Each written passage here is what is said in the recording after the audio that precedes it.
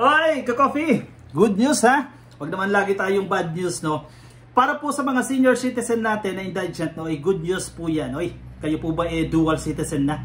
Senior citizen na? May magandang regalo po sa inyo ang administrasyon ni Pangulong Bongbong Marcos dahil ang budget po para sa social pension dinoble na. Ako, actually, long overdue ito. Matagal na dapat nangyari ito. Kawawa rin yung mga indigent nating mga senior citizen na kababayan na nahihirapan talaga actually pambili lang ng maintenance dahil mababa yung kanilang natatanggap. Ito, maliit na halaga lang ito ka-coffee pero nadoble na po yung social pension para sa ating mga indigent senior citizens. Dahil meron na pong budget na inilaan dyan ng Department of Budget and Management, ang DBM. Ako, i-hearing na yan ka-coffee. Ayan, kung mababasa ninyo sa balitang yan, DBM. Ayan, double pension for indigent seniors. Ang sagot dito, sa wakas. Anyway, thank you rin, of course, no, sa DBM at sa administrasyon ni PBBM at nabigyan ng pagkakataon na maiangat man lang ng bahagya ang social pension ng ating mga kababayan dahil napabayaan po yung mga senior citizen nating, particular po yung mga indigent. Actually, dapat nga mas maraming senior citizen kasi yung iba, hindi kasi kasama dito yung may mga SSS yung may mga natatanggap na pension. Pero yung iba kasi, magkano lang naman ang pension sa SSS? 2,000. Yung iba, 1,500. Yung iba, nakasanla pa. Yung iba, nakalump sum pa. Wala nang natatanggap. So, malaking bagay itong social pension na kanilang natatanggap. Pero again, limited pa kasi yung pondo. Pero bigyan natin ng sapat na pondo. Hanapan natin ng pondo itong ating mga senior citizen dahil malaki rin yung naging contribution nila sa ating bansa, sa paglago ng ating ekonomiya noong kanila pong kasagsagan. Bigyan natin sila ng importance. Anyway, sige, pag-usapan natin itong good news na ito. In an effort to enhance the financial well-being, mula ito sa Manila Bulletin, ng mga indigent senior citizens, the DBM has it doubled the social pension provided to them for next year. Kailan magiging epektibo ito? Next year po. Hindi po ngayong taong 2023 ha. Sa 2024 pa po magiging effective itong pagdodoble sa social pension. Do matagal na itong pinag-uusapan, ang pondo kasi ang pinaghahanapan pa no. In a statement nitong Biyernes lamang po, kahapon lang yan, August 11, sinabi po ni Secretary Amina Pangandaman na ang DBM has allocated 49.8 billion 49.8 billion na budget para sa social pensions. Nadoble po ito kasi noong ngayong taon ka-coffee, ang budget lamang po ay 25.3 billion. Ngayon nadoble yan, naging 49 na po yan. Again, long overdue ito pero magpasalamat pa rin po tayo na nahanapan na po ng pondo. Pangandaman said the doubling of the social pension budget will enable over 4 million indigent senior citizens who are not part of the pension system to receive a monthly allowance of 1,000 pesos kada buwan. Maliit na halaga lang ito ka-coffee, no? Actually, kulang pa talaga sa maintenance. Kaya naman kung kayo po ay may senior citizen po kayong tatay, o may mga magulang kayo, o tsuhin, lolo-lola ninyo, na wala pong SSS, walang GSIS, tulungan natin sila pambili ng kanilang maintenance. Dahil kung aasa lang po dito sa social pension, again, support lang po ito. 1,000 lang ito. Saan mararating ng 1,000 ka-coffee? Kakape ng ilang, pabili ka lang ng tinapay dyan ka-coffee, ubos na agad yan, kape, gatas. Hindi po sasapat yan. Kaya kailangan natin suportahan. Again, ano lang ito? Supplemental lang ito ka-coffee. Dagdag na tulong lang ito mula sa ating gobyerno. Again, magpasalamat din tayo kahit papaano, no? The budget for social pension for indigent senior citizens will be doubled to 49.81 billion para po ma-cover itong pagtaas po ng monthly allowance sa 1,000 for more than 4 million indigent senior citizens who are not part of the pension system. Marami rin kasi, lalo na sa mga probinsya talaga. Actually, yung iba walang access Kasi ang layo pupunta ka pang, alam ko, sa City Hall ito kukunin, no? Yung iba, lalo na ng mga nasa remote area, sinahayaan na nila. Yung iba naman, hindi nila alam na eligible sila, na pwede sila mag-claim nitong social pension na ito. Kaya importante din talaga itong information dissemination na malaman nila na ito po ay programa para sa inyo. Ito po ay benepisyo na dapat na-i-enjoy ninyo. Hindi lang po alam ng iba. Kung ikaw po hindi nakakatanggap ng pension mula sa SSS o ng GSIS at indigent po kayo, sa tingin nyo po, kailangan nyo po ito. Kasi yung iba hindi kailangan, no?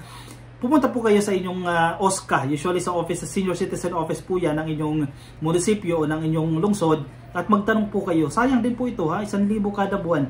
Malaking tulong din po yan. The Social Pension for Indigent Senior Citizens o itong SPIC program was established in 2011 under Republic Act No. 9994 or the Expanded Senior Citizens Act of 2010. This aims to provide government aid to indigent senior citizens who meet specific criteria. Hindi lahat po pasado may eligibility tayo na tinitingnan dito. Under the SPIC program, ito pong mga eligible na indigent, pag sinabi mong indigent ka coffee, medyo mahirap, no? Mahirap, nangangailangan ng tulong. Ito pong eligible indigent senior citizens who are frail, sickly, or disabled, and have no regular income or support from their family or relatives, as well as no pension from private or government institutions, are entitled to receive a monthly allowance of 500. Ngayon po yan, pero nadoble na po yan dahil matagal nga po yung panawagan. Actually, yung isa pang hinihirit dito ka coffee ng ilan natin mga kababayan, no, yung pension sa SSS, no, yung dagdag na 1,000. Pero malaking question pa rin po yan. Actually, maraming na biktima lang dyan ng fake news, pero wala pa po yan, no. The budget for the SPIC program is part of the allocations for the social services sector, which will get 2.18 trillion or 37.9% of the proposed 2024 National Expenditure Program. The administration of Marcos has laid out its 8-point socio-economic agenda with the spending priorities in the national budget serving as its foundation. Actually, correct ito. Maganda itong move na ito eh. Kasi maraming government agencies, sa totoo lang, may pondo pero hindi ginagastos. Diba? Sayang yan eh. Sana inilaan na lang yan sa ibang mga programa. Sana inilaan na lang yan sa ibang mga services. Yun yan eh. Kaya ang pinupunto ngayon ng administrasyon ng PBBM, pag binigyan kayo ng budget, gastos sa inyo yan kung para saan nakalaan yan. Huwag ibulsa ha. Huwag i-divert kung saan yan. Naku, makukuha kayo dyan. May accountability kayo dyan. Pwede kayong kayo magbabayad yan pag na-disallowed yan at pwede pa kayong makasuhan yan. Huwag po gagastusin ng pondo kung hindi naman nakalaan yan. Ang pinupunto dito ng administrasyon, particular po ng DBM, kasi nakatutulong yan ang pag-i-spend doon sa budget na yan na palalago yung ating ekonomiya. Halimbawa, 1 billion nilaan dyan sa programang yan, gamitin nyo yan para sa programa, huwag nyo itago. Kasi yung iba nagsisafety eh. Kawawa yung mga kababayan natin dito. Ibig na yung pera na yan, umiikot yan sa ekonomiya natin, nagsisirculate yan para i-support, i-sustain yung ating ekonomiya. Natetenga tayo dahil tinatago yung pondo. No, isa po yan sa nagiging priority natin ngayon, spending, gastusin yan, lalo na kung infrastructure project yan. Kung itatago mo yan, abay mabubulok yan. Kung nasa bangko, hindi. Pero ang punto nga ka-coffee, no, kung may 1 billion na budget para sa infrastructure project, gastusin yan. Gamitin yan para maraming magkakatrabaho, maraming makikinabang, iikot yung pera, no? Huwag itago. Kasi kawawa yung kababayan natin. Marami tayong dapat habulin. Actually, kung kayo po ay nagta-travel sa ibang bansa, or nanonood ng mga balita, nakikita ninyo yung mga ekonomiya ng ibang bansa. Sobrang kawawa ang Pilipinas. Napakalayo ng hahabulin natin, no? Actually, kagagaling lang din natin ng China, nakita natin kung gaano ka-progressive yung kanilang bansa. Sa Europa, ganoon din. Sobrang unlad nila. Transportation system, very efficient. At yung mga services nila, maganda talaga. At mayaman yung kanilang bansa. Napag-iwanan tayo sa napakahabang panahon. Ito na yung pagkakataon, bumangon tayo. Bumawi tayo. Malaki yung nawala sa atin sa mahabang panahon dahil sa mga, mga leader na hindi dapat naupo. Kawawa tayo, napabayaan tayo. Samantalang noon, no, maganda-ganda yung ating lagay. Pero hindi pa huli ang lahat. Bawi tayo, bawi. Sana magtuloy-tuloy itong magagandang programa na ito, magagandang reforma na ito para sa sambayanan, para sa taong bayan. Support ako. Kaya paulit-ulit ko itong sinasabi. Supported ko ang administrasyon ni PBBM dahil nakita ko yung improvement during the term of his father that time, no. Ang ganda ng positions ng Pilipinas when it comes to economic pagdating po sa industriya o sa pagdating po sa lagay ng ating ekonomiya, kung ihahanay natin ito sa ibang bansa, which is kung sana na-sustain lang yan, kung nagtuloy-tuloy lang yung ganyang ating pag-usad, baka kasing level natin ang Singapore, kasing level natin ang Malaysia, kasing level natin, who knows, no, China mahirap, ang Amerika, pero kahit pa paano, hindi tayo napag-iiwanan, sobrang napag-iwanan tayo, malaki yung nawala sa atin dahil sa mga mismanagement. Ano bang nangyari dito? Kawawa ang Pilipinas, no? So bawi tayo ka-coffee, huwag tayo wala ng pag-asa, kaya tayo tuloy-tuloy sa pagsuporta kay PBBM dahil naniniwala tayo eventually aanihin natin itong mga itinatanim na ito. Kahit may utang, hindi masamang mangutang, importante bayaran.